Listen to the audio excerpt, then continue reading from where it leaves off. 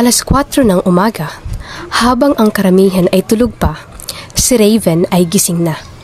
Hindi para maglaro, hindi para manood ng TV, kundi para maghanda sa isang araw na alam niyang mahirap.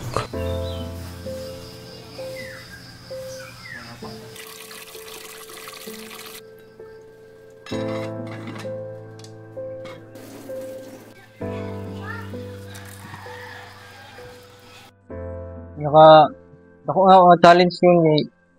Parang ako ang inahan. Lisod kayo atiman o ginahan. Sabi na ka nang liskwila pa ka. Wala pa kay mga trabaho. Lisod kayo nga kuan yung mga challenge nga ang inahan na ay sakit sa panguna-una. Takog kadlawon, yung agong mga pagkaon, magkabukog tubig. Nga mag-atiman pa ko siya kay kaya naman isa mabilin. Wala na yung atiman siya mo nang kaunan sa idin ako siya nga ako siyang paliguon ay naman siyang tambal. Sa edad na 17, dapat ay binubuo pa lamang ni Raven ang kanyang mga pangarap. Ibang klaseng umaga ang bumubungad sa kanya araw-araw.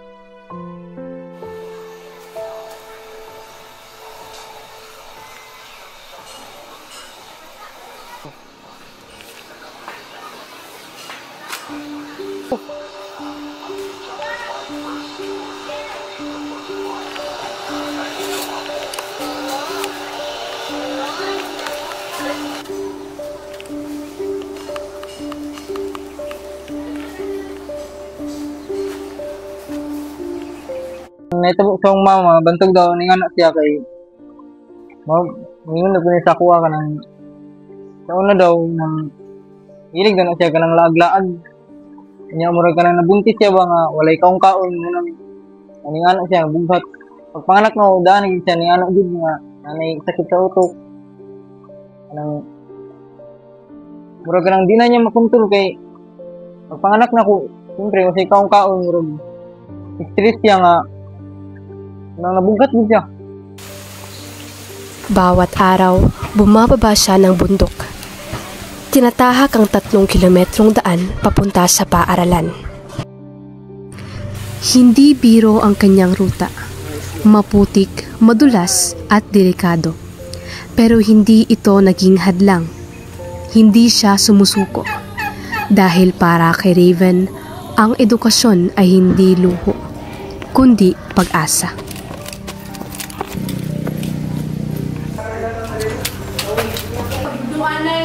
No, kasi kaya mo nagkuha mo. Nagkuha sa iyo. Ibunag hindi siya. Sige, guys. Okay, next. What else? Para sa kuha si Raven kay buutan man siya nga pagka classmate. Kita no ko Raven sa gawas.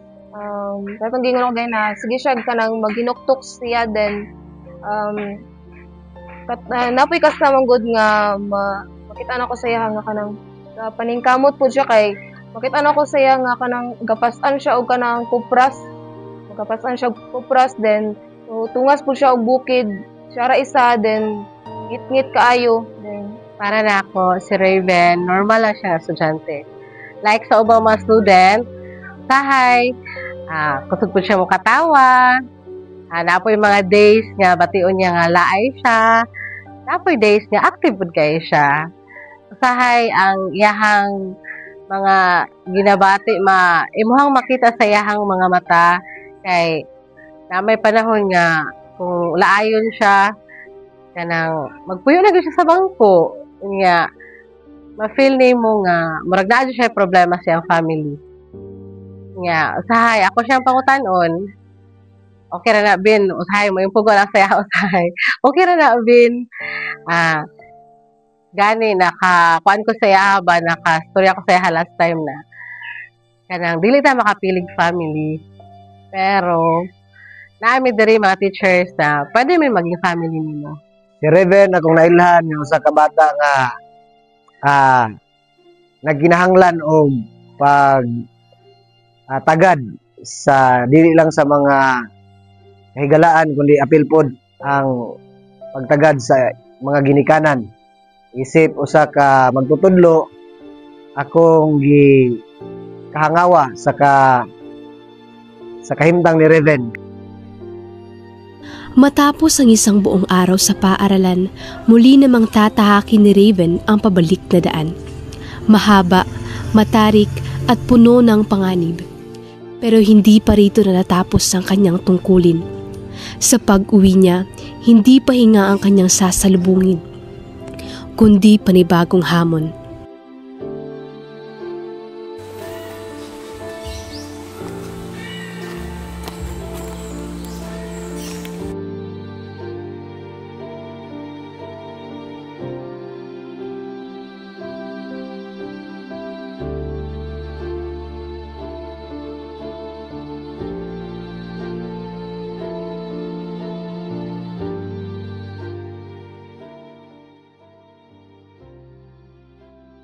Kung makakita ko sa ibang mga pamilya,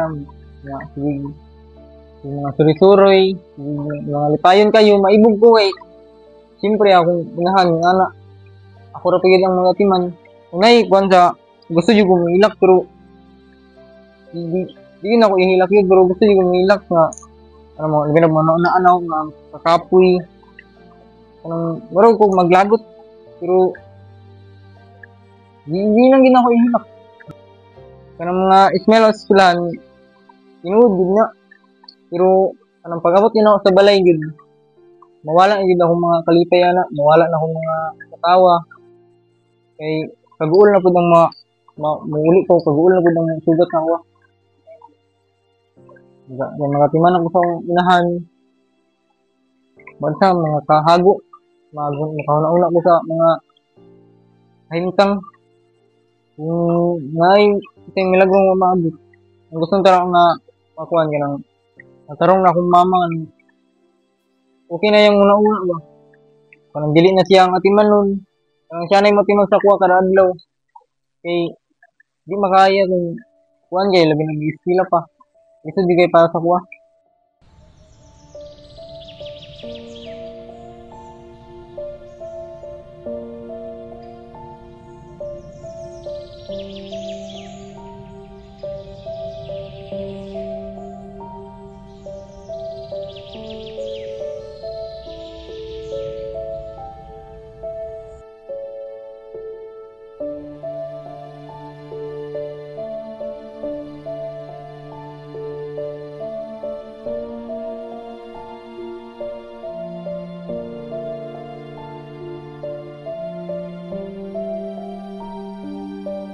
Si Raven ay pumupunta sa bukid upang tumakas sa hamon kahit panandalian.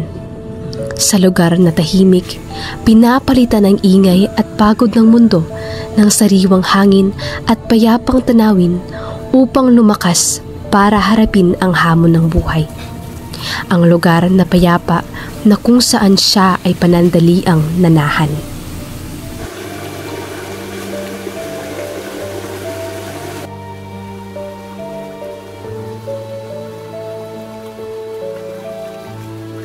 Sa pagitan ng kanyang mga tungkulin, may espasyong tinatawag ng pahinga.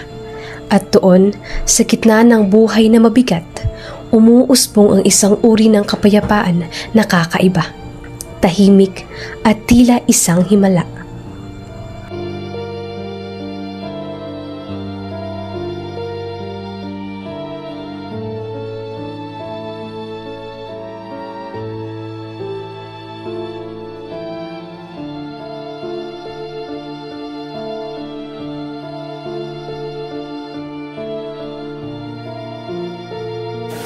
Sa Sabado mo, ani ko dili ka. Hindi na ako matiyan ng mga lugar ng kahilom.